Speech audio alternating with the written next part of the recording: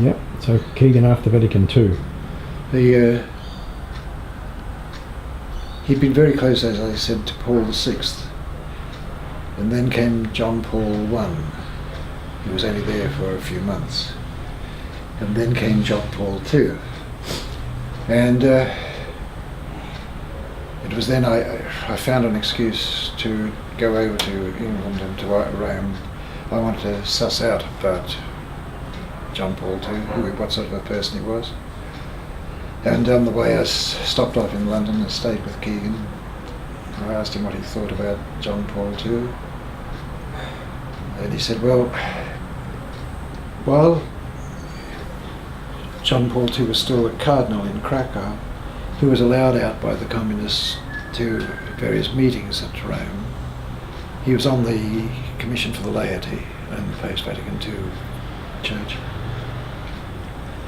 And Pat said, he always sat on the fence. He never committed himself until it was very clear which way the wind was blowing. So I've never really trusted him. And then for quite a while later, John Paul, like Keegan had, as I said, extraordinary political power. While he was in one of his official positions when he was lay auditor, he was head of the World Federation of Catholic Trade Unionists, had about 3 million membership underneath him. I think they paid for his expenses while he was in Rome.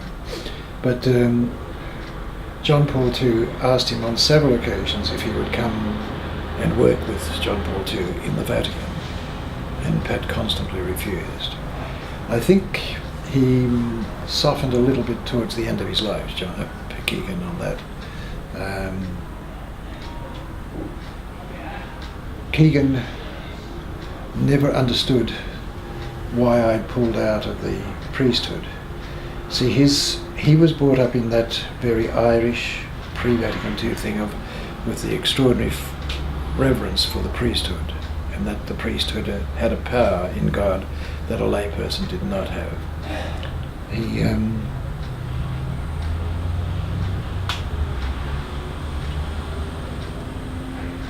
But I felt I just had to. That was my journey, not his.